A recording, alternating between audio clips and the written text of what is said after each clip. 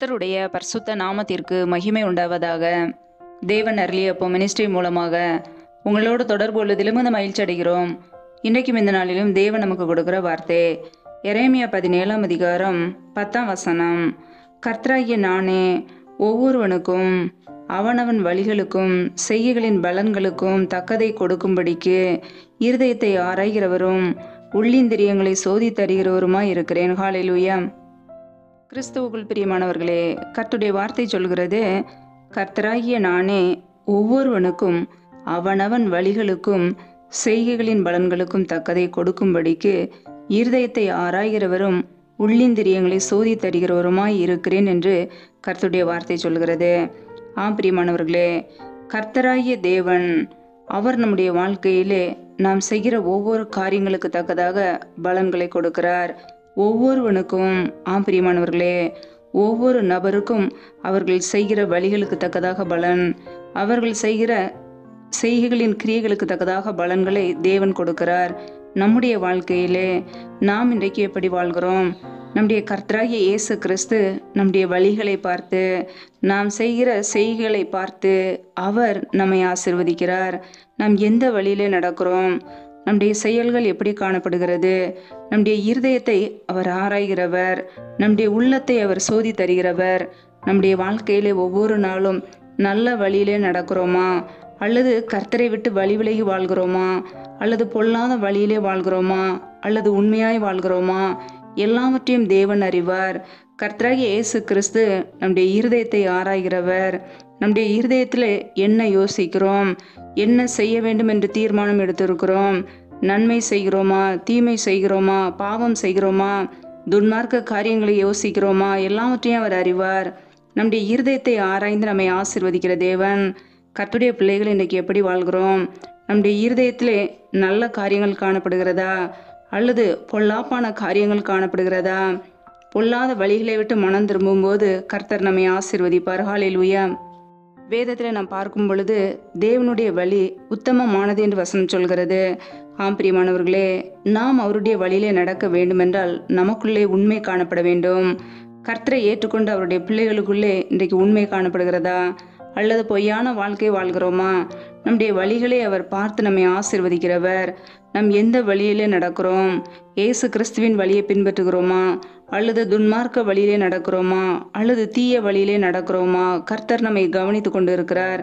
அவர் நம்முடைய இருதயத்தை பார்த்து, நம்முடைய இருதயத்தை ஆராய்கிற தேவன். நம்முடைய உள்ளின் திரியங்களை ஆராய்ந்து பார்த்து நம்மை ஆசீர்வதிக்கிறவர். மனிதனோ முகத்தை பார்ப்பான், நம்முடைய கர்த்தராகிய இயேசு கிறிஸ்துவோ அவர் இருதயத்தை பார்க்கிறவர். பிரியமானவர்களே, கர்த்தருடைய பிள்ளைகள் இன்னைக்கு எப்படி வாழ்கிறோம்? நம்முடைய வழிகள் எப்படி காணப்படுகிறது? நாம் செய்கிற செய்கைகள் எப்படி காணப்படுகிறது? தேவனுக்கு பிரியமான காரியங்களா இருக்கிறதா? நன்மையான காரியங்களை செய்கிறோமா, அல்லது தேவனுக்கு பிரியமில்லாத பாவங்களை செய்கிறோமா? நாமே சற்று ஆராய்ந்து பார்ப்போம். ஒருவேளை நம்முடைய வாழ்க்கையிலே பொல்லாத வழியிலே துன்மார்க்க ஜீவியத்தில் இருப்போம் என்றால் இன்றைக்கே மனம் திரும்ப அர்ப்பணிப்போம். கர்த்தரின் வழியிலே நடக்க ஒப்பு கொடுப்போம். அவருடைய பரிசுத்த வழியிலே, நீதியின் வழியிலே, நியாயமான வழியிலே, உண்மையான வழியிலே நடக்க அர்ப்பணிப்போம். அவர் நம்மை ஆசீர்வதிப்பார். நம்முடைய வழிகளை பார்த்து, நம்முடைய செய்கைகளை பார்த்து நம்மை ஆசீர்வதிக்கிற தேவன். நம்முடைய வாழ்க்கையிலே கர்த்தர் ஆசீர்வதிக்க இடம் கொடுப்போம். மனம் திரும்பி அவருடைய பிள்ளைகளாக இயேசு கிறிஸ்துவை பின்பற்றுவோம். கர்த்தர் நம்மோடு கூட இருந்து நம்மை ஆசீர்வதித்து வழி நடத்துவார். ஹல்லேலூயா. கர்த்தர் தாமே இந்த வார்த்தையின்படி உங்களை ஆசீர்வதிப்பாராக. ஆமேன். நாமே அவருடைய சமூகத்திலே தாழ்த்தி அர்ப்பணித்து ஜெபிப்போம். ஜெபம். எங்களை அதிகமாய் நேசிக்கிற எங்கள் அன்பின் பரலோக பிதாவே, துதிக்கிறோம், ஸ்தோத்திரிக்கிறோம் அப்பா. இந்த நாளிலும் கூட உடைய வார்த்தைகளோடு எங்களோடு பேசினீரே, அதற்காக உமக்கு ஸ்தோத்திரம், ஸ்தோத்திரம், ஸ்தோத்திரம். நல்லவரே துதிக்கிறோம் அப்பா. வல்லவரே துதிக்கிறோம். மகிமை உள்ளவரே துதிக்கிறோம். நேற்றும் இன்றும் என்று மாறாத எங்கள் அன்பு நேசரே துதிக்கிறோம் அப்பா. ஒவ்வொரு நாளும் கிருபையை எங்களை பாதுகாத்து ஜீவனோடு, சுகத்தோடு, பலத்தோடு, ஆரோக்கியத்தோடு சகல நன்மைகளையும் எங்களுக்கு கொடுத்து வந்தவரே துதிக்கிறோம் அப்பா. இந்த நாளிலும் யாரெல்லாம் இணைந்து ஜெபிக்கிறார்களோ ஒவ்வொரு பிள்ளைகளும் உடைய கரங்களிலே அர்ப்பணிக்கிறோம். ஒவ்வொரு குடும்பங்களையும் ஆசீர்வதிப்பீராக. பிள்ளைகள் செய்கின்ற வேலைகள், தொழில்கள், வியாபாரம் எல்லாவற்றையும் ஆசீர்வதிங்கப்பா. பிள்ளைகளுடைய கையின் பிரயாசங்களை பெருக பண்ணுங்க, வர்த்திக்க பண்ணுங்க. கையின் பிரயாசங்கள் தேவையில்லா செலவுக்கோ, வீண் செலவுக்கோ, மருத்துவ செலவுக்கோ, வட்டிக்குன்னு சொல்லி போகாதபடிக்கு என் தேவன் பிள்ளைகளை ஆசீர்வதித்து உயர்த்துவீராக. உடைய நன்மையினால் நிரப்புங்கப்பா. எந்தெந்த குடும்பங்களிலெல்லாம் வேலைக்காக ஜெபிக்கிறார்களோ வேலை காரியங்களில் இருக்கிற தடைகளை முற்றிலுமாக நீக்கி போடுவீராக.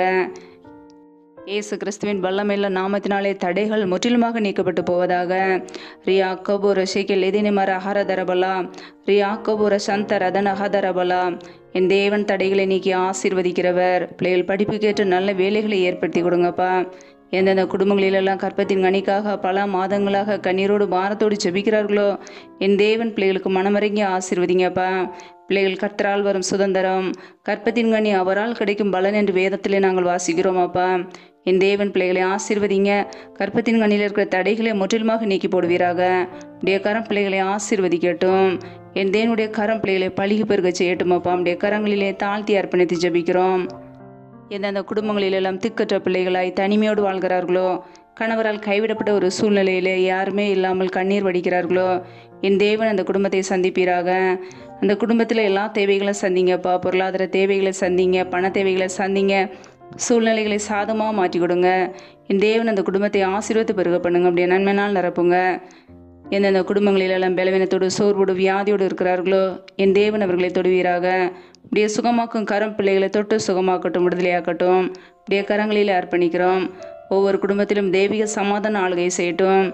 ஜீவனுள்ள நாட்களெல்லாம் நன்மையும் கிருபையும் தொடரும் என்ற வார்த்தையின் பிரகாரம் ஒவ்வொரு பிள்ளைகள் வீட்லேயுமே அப்படியே நன்மையும் கிருபையும் தொடரட்டுமாப்பா. ஆசீர்வதிங்க, பலப்படுத்துங்க, அப்படியே நன்மையினால் நிரப்புங்கப்பா. இந்த இரவு நேரத்தில் இன்பமான நித்திரை கொடுங்க. நல்ல சொப்பன தரிசனங்களை வெளிப்படுத்துங்க. வரப்போகிற காரியங்களை குறித்து திட்டமாய் பேசுங்க. அதிகாலையிலே எழுந்து அப்படி சமூகத்திலே காத்திருக்க புது கிருபையில பெற்றுக்கொள்ள எங்களை அர்ப்பணிக்கிறோம். சத்துரு கொண்டு வருகிற போராட்டங்கள், பிரச்சனைகள், தீமைகள், மரண பயங்கள், இருளின் அதிகாரங்கள், ஆபத்துகள், நாச மோசங்கள், விக்னங்கள், தீமைகள் எல்லாவற்றிற்கும் விலக்கி எங்களை பாதுகாத்து கொள்ளுங்க. அப்படியே இரத்த கோட்டைகளை அர்ப்பணிக்கிறோம். அப்படியே கிருபைகளை அர்ப்பணிக்கிறோம். அப்படியே மகிமைகளை அர்ப்பணிக்கிறோம். நீர் எங்களுக்கு அடைக்கலம், நீர் எங்களுக்கு பாதுகாப்பு, நீர் எங்களுக்கு அரணா இருக்கிறீர். அப்படியே சமூகத்தில் அர்ப்பணிக்கிறோம் அப்பா. தொடர்ந்து எங்களை ஆசீர்வதிங்க, உமக்கென்று எடுத்து பயன்படுத்துங்க. எங்களுடைய வாழ்க்கையிலே பரிசுத்த வழியிலே நடக்க, நீதியின் வழியிலே நடக்க, நேர்மையாய் வாழ, உண்மையாய் வாழ அர்ப்பணிக்கிறோம். அதற்கேற்ற கிருபையிலே கொடுத்து எங்களை வழிநடத்துவீராக. அப்படியே கரங்களிலே அர்ப்பணித்து தாழ்த்தி ஜெபிக்கிறோம்.